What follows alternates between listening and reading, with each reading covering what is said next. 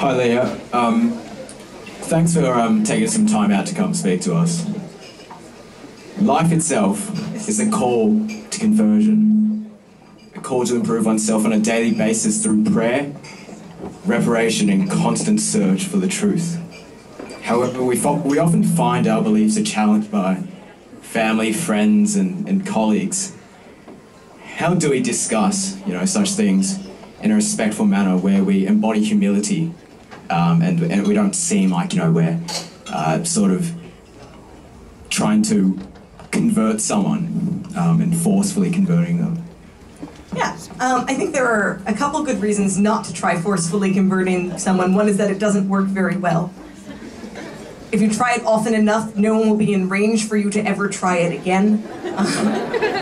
So a lot of the time, I think what feels most natural is to start a conversation about a possible conversion or about, apologetics for the faith in terms of what is your strongest argument for Catholicism.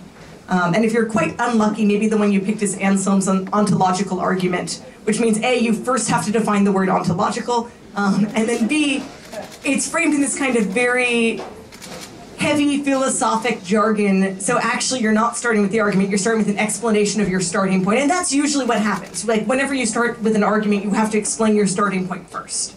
And there isn't a generic argument for conversion that I've ever seen. There are ones that address people in their particular place and belief. So what convinced me as a weird deontologist obsessed with math is not convincing to a kind of postmodernist materialist.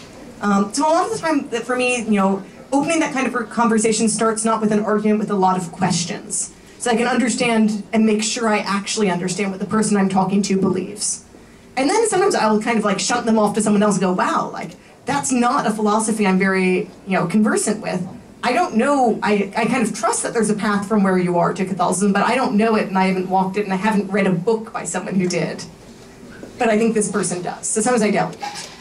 The other thing is I just kind of don't think of my arsenal as being limited to arguments and proofs. Because a lot of the time what my goal is in a discussion is not to kind of convert someone in this one discussion, like come over to my house, let's have dinner in 4 hours, let's like settle this all, but to open the door for future conversations. So I want to not just kind of offer arguments, which may or may not be interesting to the person I know, particularly if I've kind of misjudged where they're actually starting from, but to offer them both questions about where they're from and offer them something that I do find beautiful. So at the very least, they kind of think I'm interesting and weird to talk to. And that they might want to come back and ask questions, to make it very easy to ask questions. And I guess the third way to make it easy for your friends to ask you questions when they're interested is to share problems I have also, so that there's something about my life that is understandable to them in this domain, and that maybe even they have the chance to participate in and help with. So I had the problem when I moved to California for a little while of that I wanted to pray Divine Office, but never actually prayed it because I had done it on a schedule based on my commute. My commute was now too short to pray Divine Office and I kept losing the habit. And that's the kind of question where I could ask even a secular friend and go, man, as my friend, like I have this problem, which is I'm trying to get this one thing done in my prayer life and I never do it. Can you help me? Can you give me any advice? That conversation both involves me kind of offering an intimacy and that I'm sharing a difficulty I'm having, not saying, hey, do you know this sin you often commit? You know what would help? Catholicism. which is not, well, actually I guess kind of feels painfully intimate from the other side. But it's offering the vulnerability on my side and gives them the chance if they want to, they can just help and say, maybe you should try doing it over your lunch break, once I explain it. Or they might say, wait, what is Divine Office? Can you tell me something about it? Why is it important that you do it? So it's kind of a neutral ground for exploring some questions about the faith that isn't a guess what I can make you believe by the end of this conversation, which I think is what, even if it's not what you're trying to do, what it feels like from the other side.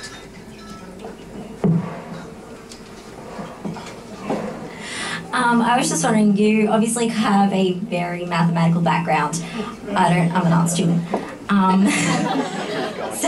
But I do completely understand what you're saying, and I get it. But what could you say to us to help us when we meet, people who don't believe? How can you kind of help us explain it to them in a simpler way that they would understand? So let me just ask, are you asking how could you explain why you believe what you believe, or explain the faith to them, kind of? A bit of both, I guess. Sure. I mean, because everyone has their own reasons for believing. Yeah, and I think that clarification points to it that some parts you talk about it are personal and intimate and start with, well, here's how I began and here's how I went on.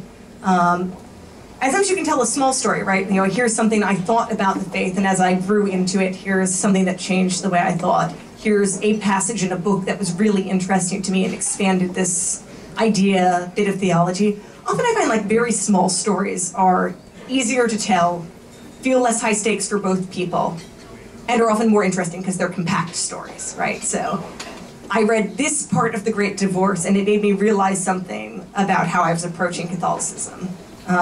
This one, like, 2-paragraph part, which I can even show you during the conversation, and it's a small story. So I think finding small stories to tell helps. I think the other thing is, you know, often looking almost for peripheral things you can interest someone in that you think they will also be genuinely interested in. I remember I asked a friend if they wanted to go to a talk at, we have in DC the Catholic Information Center that was called, it was called like From Sacred Space to the Spaceship Bunker, the Changing Architecture of University Libraries and like its implications for theology, blah, blah, blah. And it was a really weird talk. And it was a talk that touched on Catholic ideas, but it wasn't a talk that was so immersed in them that you'd get lost going to it, and wasn't kind of only about Catholicism, so that someone who didn't accept some of the premises wouldn't find it interesting. You know, there was lots of strangeness in it. It was a very Chestertonian speech.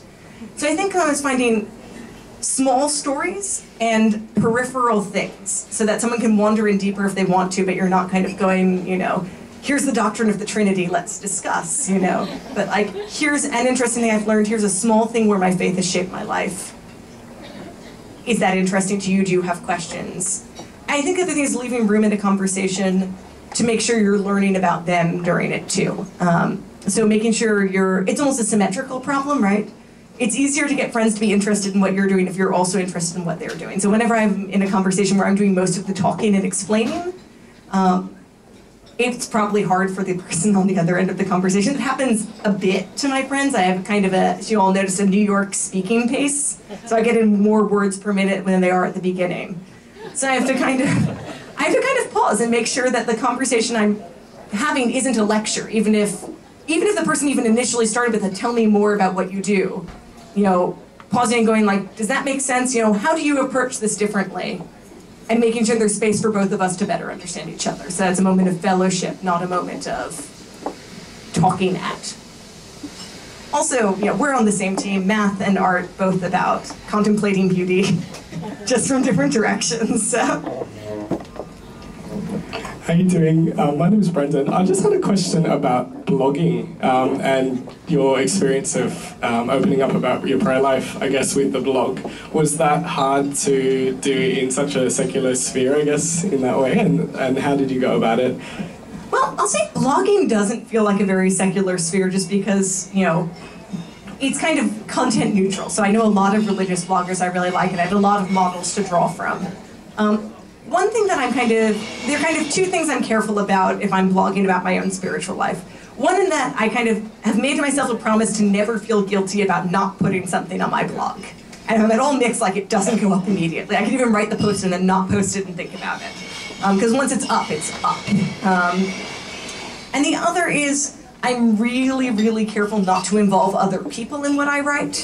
So I try and, you know, and I think sometimes this may be less satisfactory for the reader, right? If I'm going to always step back a level of abstraction from someone like teed me off in the following way, and then I had trouble responding to it because I don't want to ever have to tell that first part of the story, so sometimes I don't blog on that at all. Like sometimes I go back a level and go, here's, you know, when I have trouble forgiving people, here's what I do, and I don't talk at all about the context in which I have trouble forgiving people, which both saves space for me, but also means I'm not exposing other people.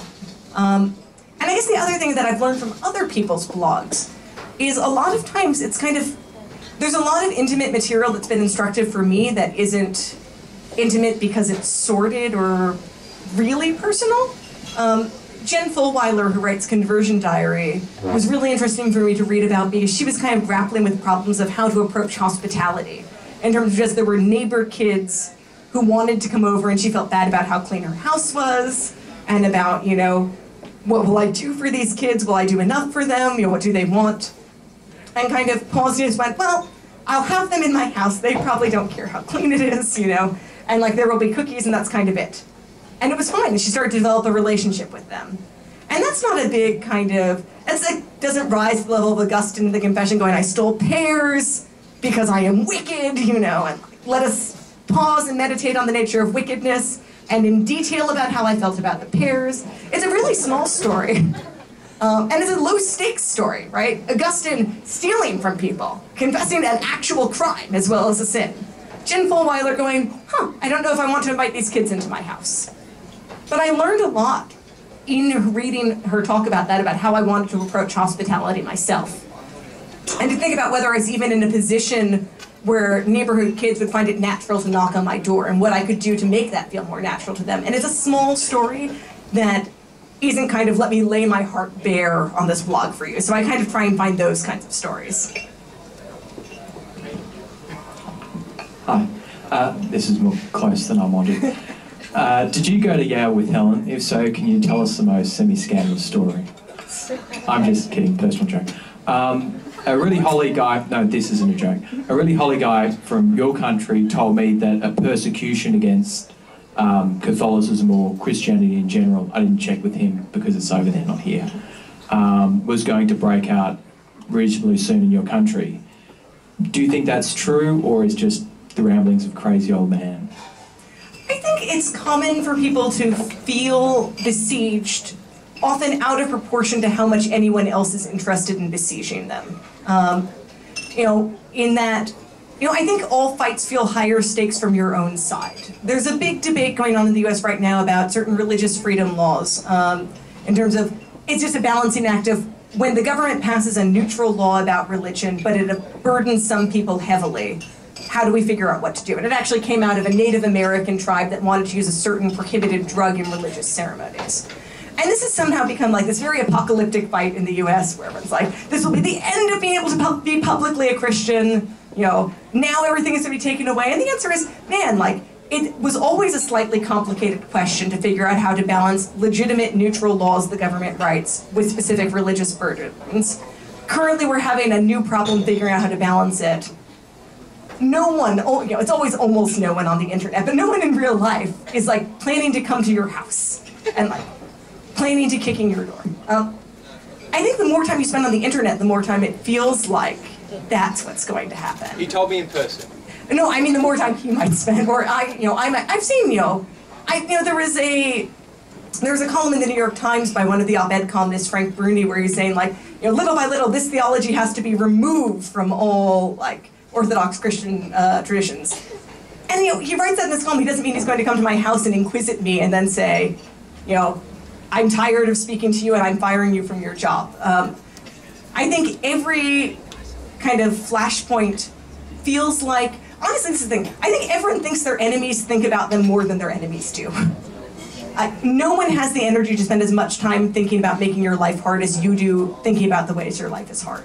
I think this also because I think it's a trouble on both sides. So, you know, I have a lot of friends, you know, who are atheists and, you know, who get very exhausted speaking about religion because in America, the main role in which religion kind of creeps into the public sphere, at least it feels like it does, is in terms of evangelicals pushing not teaching evolution in public schools, which I don't know if that's a problem over here, but it gets stripped from the textbooks because people kind of take over school boards. And that certainly doesn't mean that I want to do that, right? But when I meet someone who has worked in this field for a while, who has most of their exposure to someone who wants to do that, it's quite reasonable they meet me with skepticism and frustration. That most anger has a root in something that is not spleen, viciousness, etc. So I never spend that much time worrying about, like, is a great persecution coming? I think, wow, like, definitely no one thinks about making my life hard as often as I do about thinking about other people. And I make a lot of people's lives hard without thinking about it. So I'll work on that instead. Okay, how you going? How you going?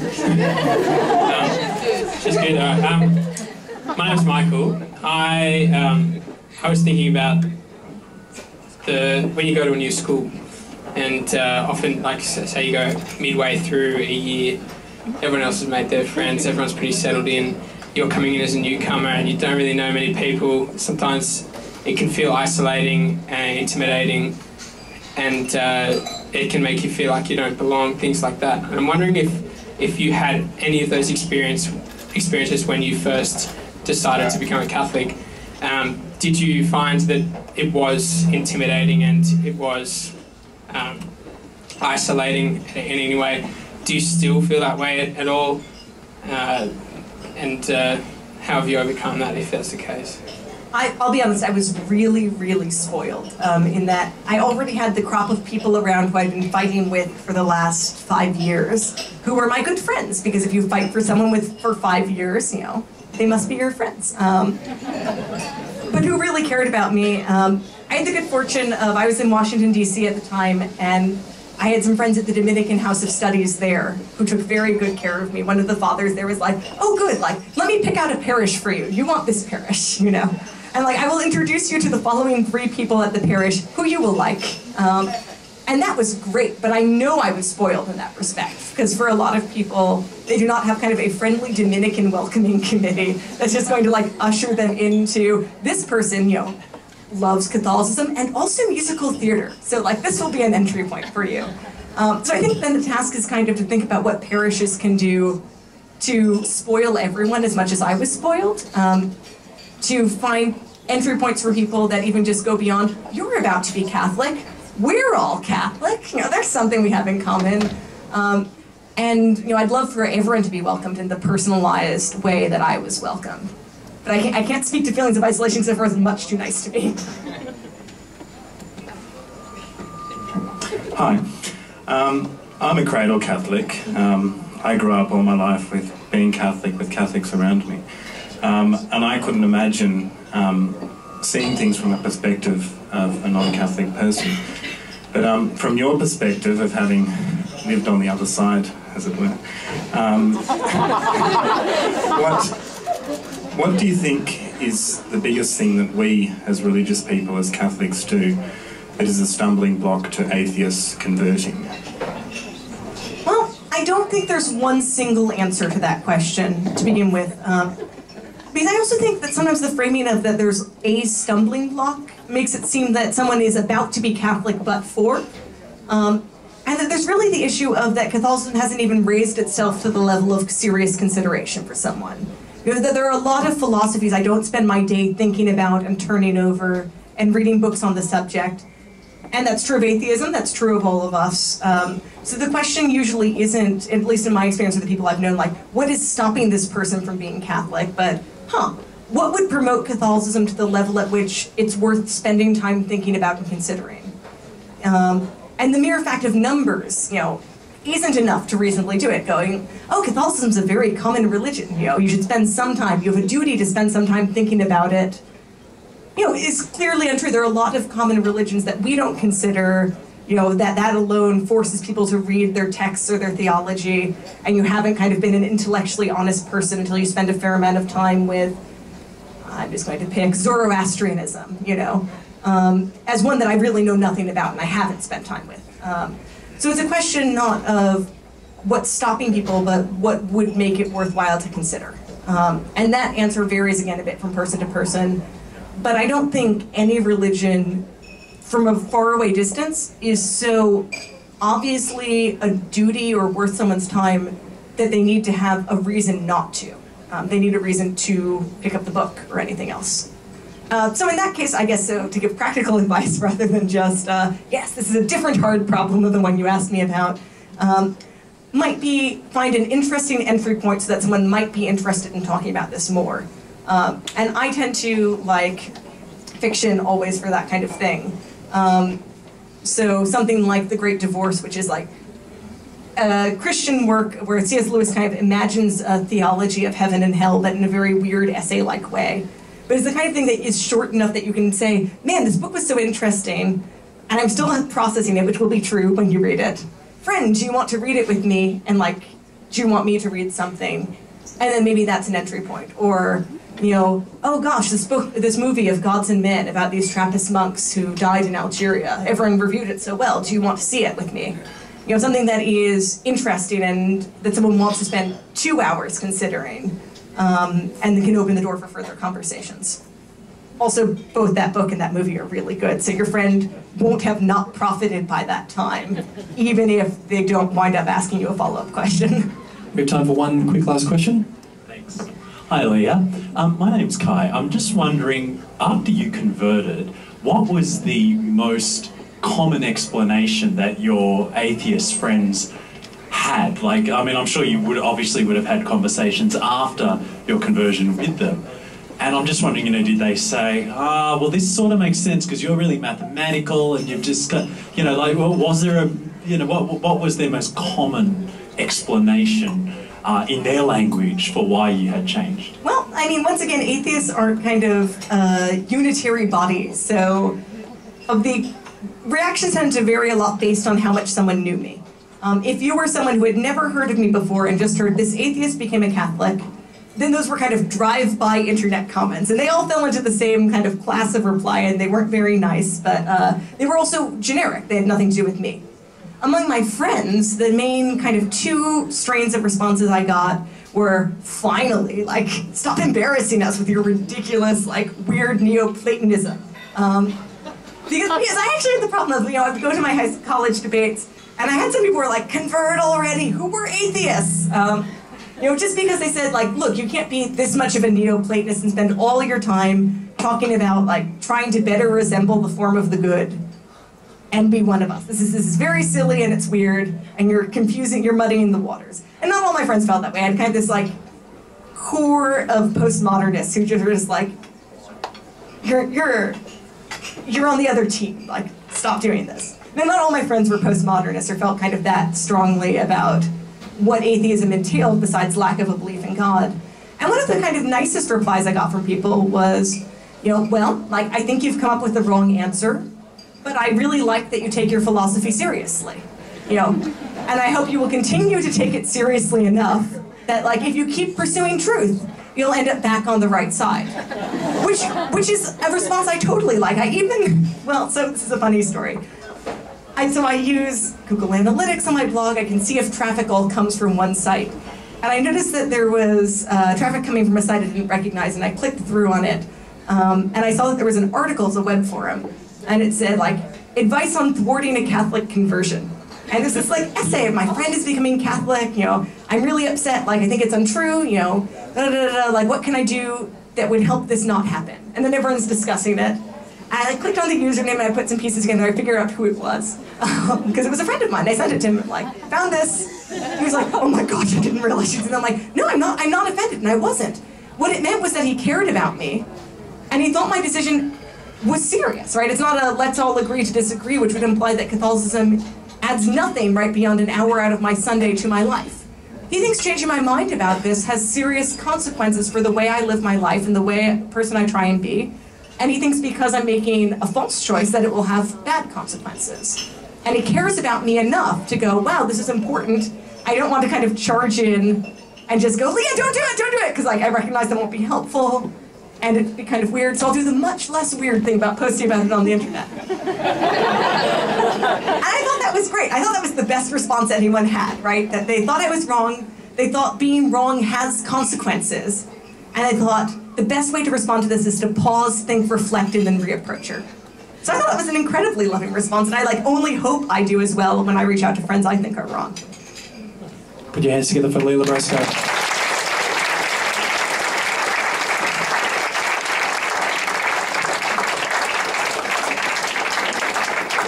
Actually, Leah, on that last note you finished on, I watched, I was stalking you a little bit on YouTube this afternoon, and one of the clips that I came across was of an atheist, I don't know if he was an atheist blogger as well, but this is posted soon after you posted your conversion story.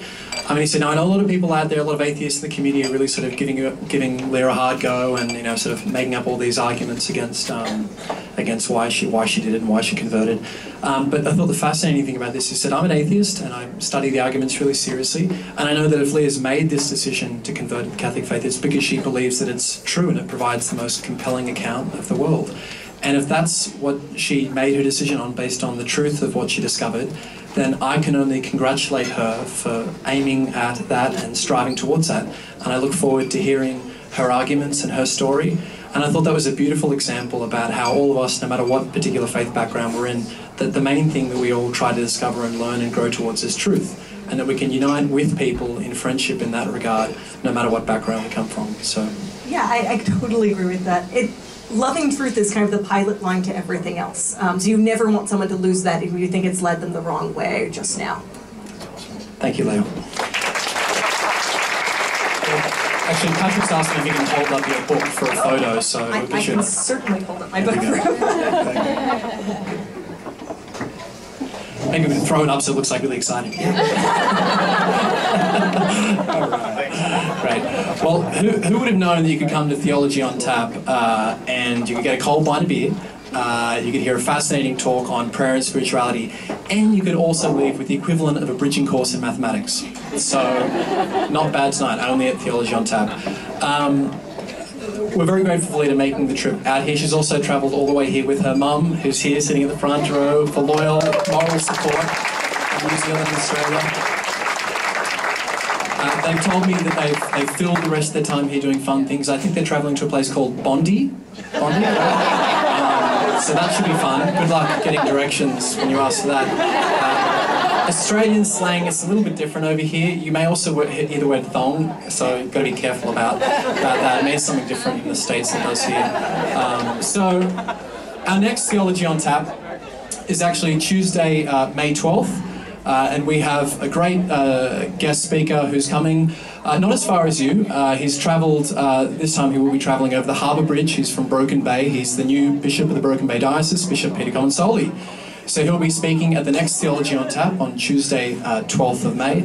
If you want to get any info about that, just head to the website theologyontap.com.au, and you can also find out details about any of the audio, video of any previous event that's happened before as well there too. And this video of tonight's talk and the audio will also be up there, so your dad who wasn't able to join us in the travel will be able to watch it back home.